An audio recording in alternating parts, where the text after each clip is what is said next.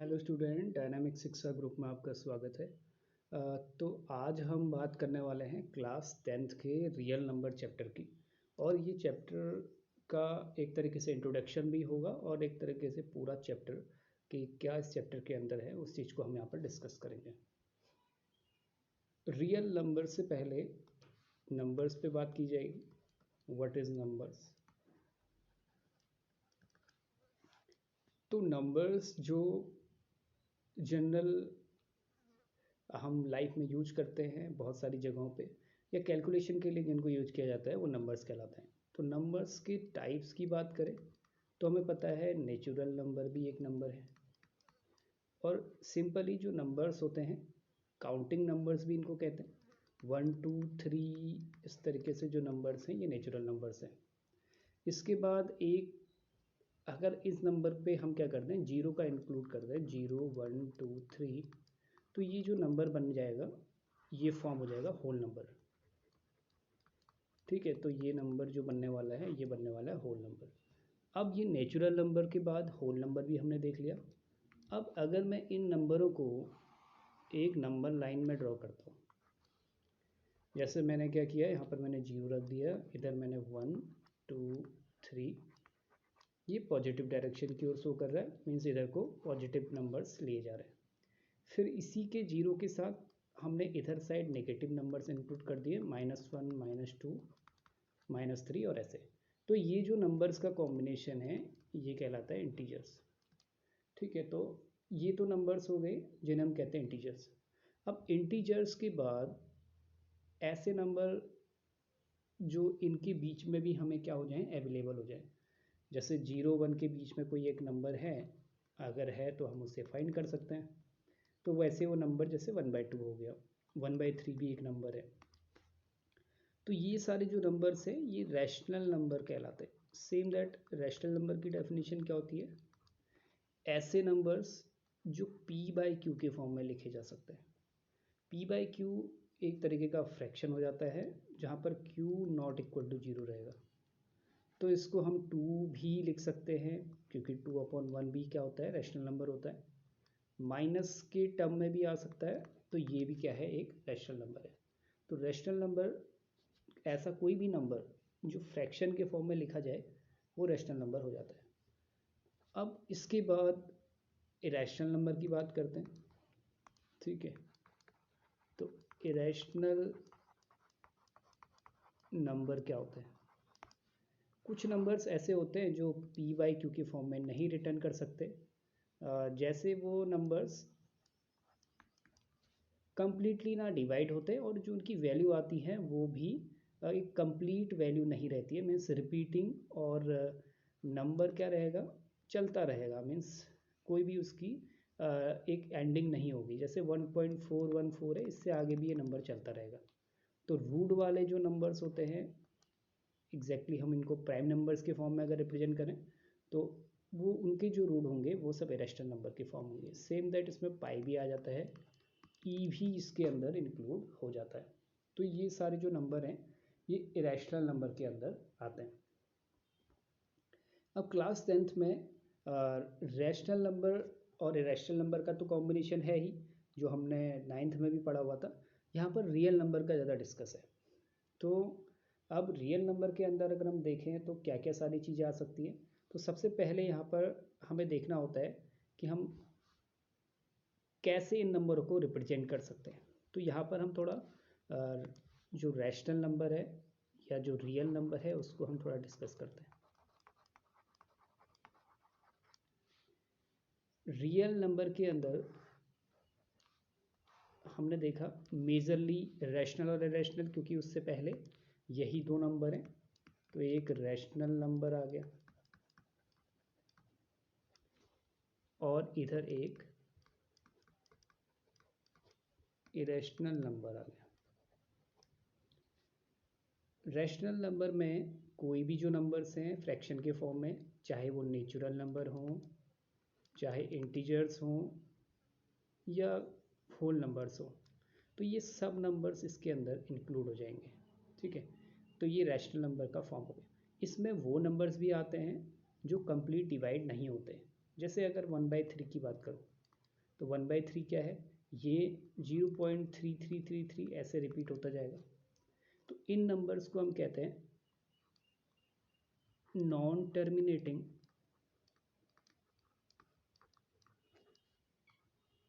But repeating. ठीक है, तो इस तरीके के नंबर्स होते हैं non terminating but repeating numbers.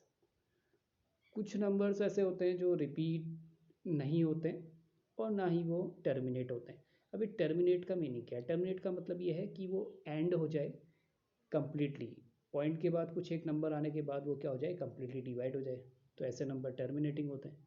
तो इरेशनल नंबर को हम जनरली क्या कहते हैं, non terminating and non repeating. ठीक है, तो ये थोड़ा सा इंट्रोडक्शन था रियल नंबर के अंदर। अब यहाँ पर अगर हम देखें तो इसके अंदर एक जो टॉपिक है यूक्लिड डिवीज़न लीमा का, वो वैसे टॉपिक क्या हो गया है तो सिलेबस के अंदर है नहीं, तो फिर भी इसको देख लेते हैं यूक्लिड डिवीज़न लीमा ने क्या था, क्या कहा था।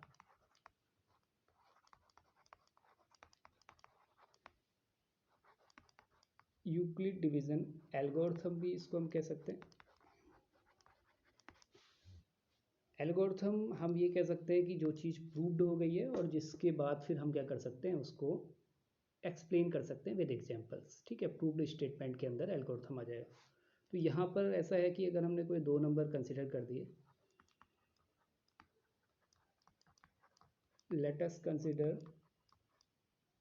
Two numbers, right. तो हमने बोल दिया कि अगर कोई दो नंबर है, two numbers A and B, तो हम ये कह देंगे कि यहाँ पर हमारे पास हमें क्या होंगे, टू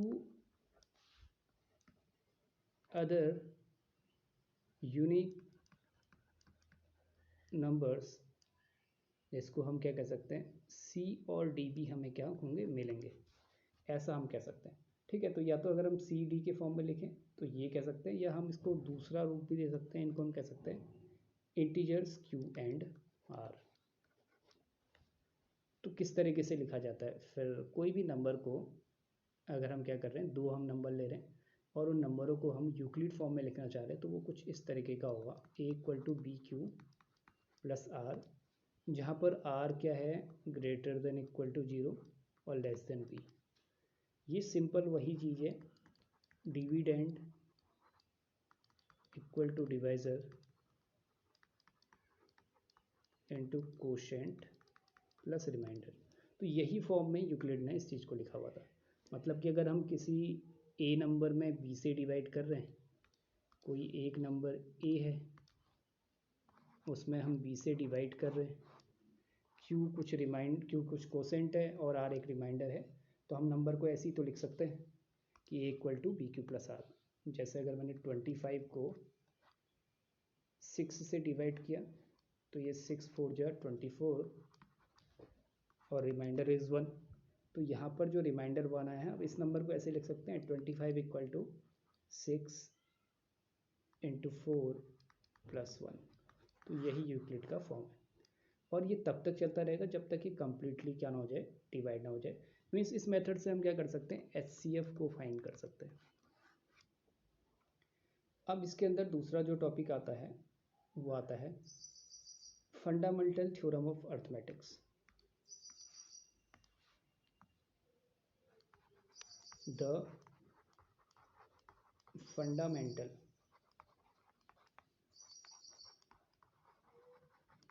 थ्योरम ऑफ अर्थमेटिक। तो फंडामेंटल थ्योरम ऑफ अर्थमेटिक है क्या? फंडामेंटल थ्योरम ऑफ अर्थमेटिक अगर हम बोलें तो हम ऐसे कह सकते हैं कि every composite number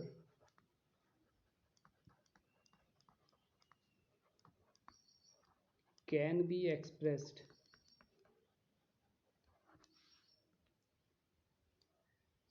as a product of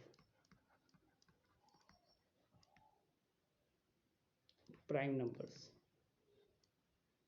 या प्राइम्स नंबर्स। तो हम ये कह सकते हैं कोई भी कंपोजिट नंबर है उसको हम प्राइम नंबर के फॉर्म में लिख सकते हैं, और जहाँ पर हम बोलेंगे जो ये प्राइम नंबर्स होंगे ये क्या होंगे, उसके यूनिक फैक्टर्स होंगे। एग्जाम्पल के लिए हम देखते हैं, जैसे मैंने एक नंबर लिया 18, 18 के मैं फैक्टर कर सकता हूँ यहाँ पे, तो ये हो जाएगा 2 × 3 × 3। तो ये जो 2 × 3 × 3 है, ये नंबर्स क्या हैं, ये लास्ट नंबर्स हैं, प्राइम नंबर्स। ठीक है, तो ये लास्ट प्राइम नंबर्स हैं। अब इन नंबरों के बाद इनका क्या नहीं हो सकता है, फैक्टर नहीं हो सकता है। मीन्स 2 को हम 2 ही लिख सकते हैं, उसके बाद 3 तो लिख नहीं सकते। 3 भी एक प्राइम नंबर है, बाद में वो फैक्टर नहीं हो सकता, तो ये लास्ट क्या है, इसका फैक्टर है। तो कोई भी कंपोजिट नंबर फैक्टर करने के बाद एक यूनिक प्राइम नंबर्स के फॉर्म में आता है। ठीक है, तो ये तो हो गया फंडामेंटल थ्योरम ऑफ अर्थमेटिक। अब इसके अंदर कुछ दो टॉपिक आते हैं जिसको हम एलसीएम और एचसीएफ कहते हैं। एलसीएम की अगर हम बात करें तो एलसीएम होता क्या है, ठीक है, एलसीएम को हम क्या कहते हैं, तो एलसीएम होता है लीस्ट कॉमन मल्टीपल। एलसीएम निकालते कैसे, तो इसमें पता चल गया हमें लीस्ट कॉमन मल्टीपल। कोई भी नंबर्स हम कह सकते हैं दो नंबर्स, मिनिमम 2 नंबर्स या एक pair of numbers. Single number का तो एलसीएम निकलता नहीं है, कुछ बच्चे सिंगल नंबर का भी एलसीएम निकाल देते हैं, तो एलसीएम 2 नंबर्स का निकलता है। तो जैसे अगर मैंने 6 और 8 कोई दो नंबर लिए, अब इन नंबर का मैंने प्राइम फैक्टराइजेशन मेथड से एलसीएम निकालना है, तो किस तरीके से निकलेगा, तो 6 के फैक्टर कर सकते हैं 2 × 3 और 8 के फैक्टर कर सकते हैं 2 × 2 × 2। अब अगर हम एलसीएम देखें इनका, तो सबसे पहले तो हमें देखना है कॉमन नंबर कौन सा है, तो 2 कॉमन नंबर है, उसके बाद और तो कोई कॉमन नंबर है नहीं, तो 3 एज इट इज़ आ जाएगा और ये 2 × 2 भी आ जाएगा। तो ये कितना आ गया, 2 2 जा 4 2 जा 8, 8 3 जा 24। तो ये जो एलसीएम आ गया है इनका, वो आ गया है 24। तो ये क्वेश्चन जरूर पेपर पे आता है जहाँ पर वो एलसीएम निकालने के लिए पूछता है बाय प्राइम फैक्टराइजेशन। अगर हम इसमें एचसीएफ की बात करें, तो व्हाट इज एचसीएफ, एचसीएफ होगा हाईएस्ट कॉमन फैक्टर। ठीक है, तो कोई भी दो नंबर्स जिनके हम फैक्टर निकालें और उनमें हमें कोई कॉमन फैक्टर्स मिले, मतलब मैक्सिमम कॉमन जो नंबर आ सकते हैं वो हम लेंगे। जैसे 6 और 8 का ही हम क्या करते थे, एचसीएफ फाइंड करना चाह रहे थे, तो 6 के फैक्टर हो जाते हैं 2 × 2, 2 × 3, और 8 के हो जाते हैं 2 × 2 × 2। ठीक है, तो अब ये हो गया। अब इसमें कॉमन क्या है, देखो ये 2 ही एक मैक्सिमम नंबर है जो दोनों में कॉमन है, तो इसका एचसीएफ कितना आ जाएगा, 2 आ जाएगा। तो ये एक क्या था, कॉन्सेप्ट था जो पेपर में पूछा जाता है। अब एक कॉन्सेप्ट और आता है जो होता है रिलेशन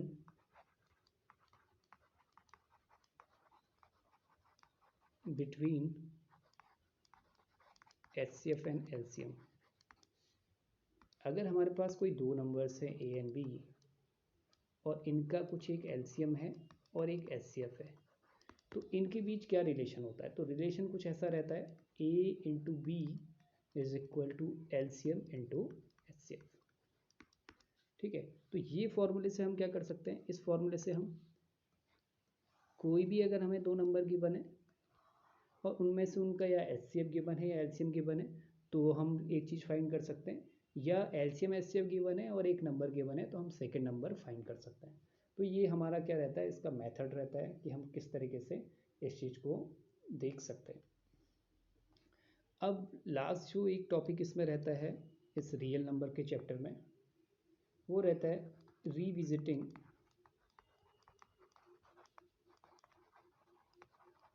इरेशनल नंबर्स। ठीक है, तो यहाँ पर हमें ये पता करना है कि कौन सा नंबर टर्मिनेटिंग होगा, कौन सा नहीं होगा। अच्छा, ये वाला टॉपिक तो चैप्टर के अंदर है नहीं, तो इस चैप्टर को, इस टॉपिक को हम क्या करते हैं, इग्नोर करते हैं यहाँ पे। ठीक है, क्योंकि ये सीबीएसई ने नए सिलेबस के अंदर क्या कर दिया, इस टॉपिक को हटा दिया। तो लास्ट टॉपिक यहाँ पर जो रहने वाला है वो रहने वाला है यस revisiting rational number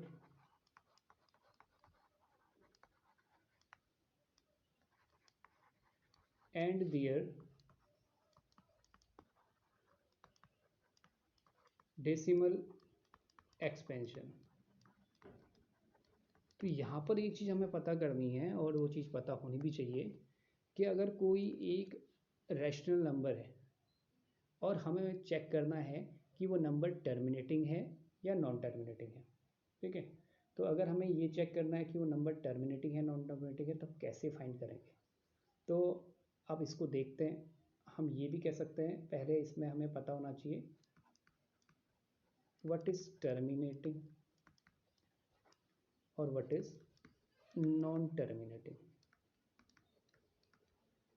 तो टर्मिनेटिंग वो नंबर है जिस पर कोई भी फ्रैक्शन कंप्लीट डिवाइड हो जाता है, पॉइंट के फॉर्म में हो या कुछ भी हो, डेसिमल के फॉर्म में भी आ जाएगा। डेसिमल के कुछ नंबर तक वो क्या हो जाता है, कंप्लीट हो जाता है डिवाइड। यहाँ पर नॉट डिवाइड कंप्लीटली, तो हम ये कह सकते हैं जहाँ पर कोई नंबर कंप्लीटली डिवाइड नहीं हो रहा है वो नॉन टर्मिनेटिंग। अब चेक कैसे किया जाए? तो जैसे अगर मैं एक क्वेश्चन लेता हूँ, एग्जाम्पल के लिए मैं देखता हूँ कि विदाउट डिवीजन मेथड हम कैसे चेक कर सकते हैं कि नंबर इज टर्मिनेटिंग और नॉन टर्मिनेटिंग। तो एक नंबर मैंने लिया 17/8। अब मैंने इसको डिवाइड नहीं करना है और पता करना है कि ये नंबर टर्मिनेटिंग है या नॉन टर्मिनेटिंग है। तो डेनोमिनेटर जो है उसके हमें फैक्टर करने होते हैं। अगर वो फैक्टर 2 के मल्टीपल के फॉर्म में आता है, जैसे यहाँ पर 8 है, 2 इंटू 2 इंटू 2 या 2⁻³ है, या वो नंबर 5 के 2 के मल्टीपल के फॉर्म में और 5 के मल्टीपल के फॉर्म में और 2 एंड 5 दोनों के मल्टीपल के फॉर्म में अगर आए, तो वो नंबर क्या होगा, टर्मिनेटिंग होगा।